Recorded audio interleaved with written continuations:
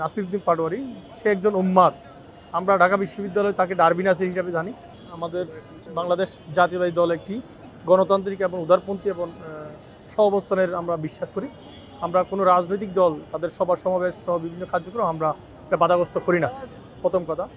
আর আমাদের দলের পক্ষ থেকে আমরা আমাদের যারা সিনিয়র রয়েছে, আমরা আমাদের যেসব কর্মী রয়েছে তাদেরকে আমরা নিবৃত্ত করি যেন কোনো অপরাপর যে দল রয়েছে তাদের কোনো কটূক্তি মন্তব্য যেন কেউ না করে। যাই হোক, আপনি যার কথা বলেছেন যে নাসিরউদ্দিন পাটোয়ারি, সে একজন উম্মাদ। আমরা ঢাকা বিশ্ববিদ্যালয়ে তাকে ডারবি নাসির হিসাবে জানি। সে আপনার নির্বাচনের পর থেকে, সে একজন নির্বাচনে হারার পর থেকে, সেই নির্বাচনের যেই দিন থেকে সে নির্বাচনে দাঁড়িয়েছে সেদিন থেকে আমরা দেখেছি ঢাকার ফ্রান্টপুরুষ মির্জা আব্বাস ওনাকে নিয়ে বিভিন্ন কুরুচিপূর্ণ বিভিন্ন কথাবার্তা বলেছে।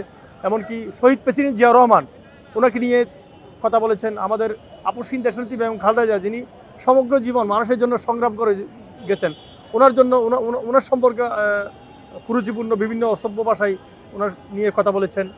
আপনি আমাদের স্বরাষ্ট্রমন্ত্রী, বর্তমান স্বরাষ্ট্রমন্ত্রী জনাব সালাউদ্দিন আহমেদ, যিনি দীর্ঘদিন ঘুমেছিলেন, আপনার ঘুমের শিকার হয়েছেন এবং নির্বাসিত ছিলেন, তাকে নিয়ে কথা বলছেন। আমাদের বর্তমান মহাসচিব জননেতা মির্জা ফখরুল ইসলাম আলমগীর, যিনি জনরঞ্জিত একজন নেতা, বাংলাদেশের যে গণঅভ্যুত্থানের সময় তিনি বিশাল ভূমিকা রেখেছেন সবাই জানেন, সেই মির্জা ফখরুল ইসলাম আলমগীরকে নিয়ে সাম্প্রতিক সময় সে মন্তব্য করেছেন। যেই জায়গায় যায় সেই জায়গায় সেই আমাদের নেতাকর্মীদের নিয়ে আপনার কুরুচিপূর্ণ বিভিন্ন খারাপ মন্তব্য এবং অসভ্য ভাষায় সে কথা বলেন। মত প্রকাশের স্বাধীনতা মানে এই নয় অন্য অপর কোনো নেতাকর্মীর বিরুদ্ধে, নেতার বিরুদ্ধে অসভ্য ভাষায় গালিগালাজ করবে, এটা কোনো রাজনৈতিক যে সংস্কৃতি, সেই সংস্কৃতিটা সেই নাসিরউদ্দিন পাটোয়ারি বিনিষ্ট করছে বলে আমি মনে করছি।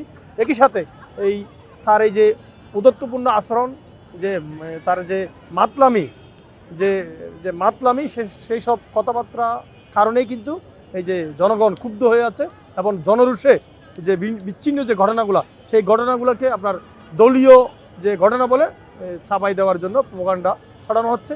আমরা দেখেছি যে শিবিরের নেতা জাহিদ, সাবেক নেতা, সে তার ফেসবুকে একটা পোস্ট করেছিল।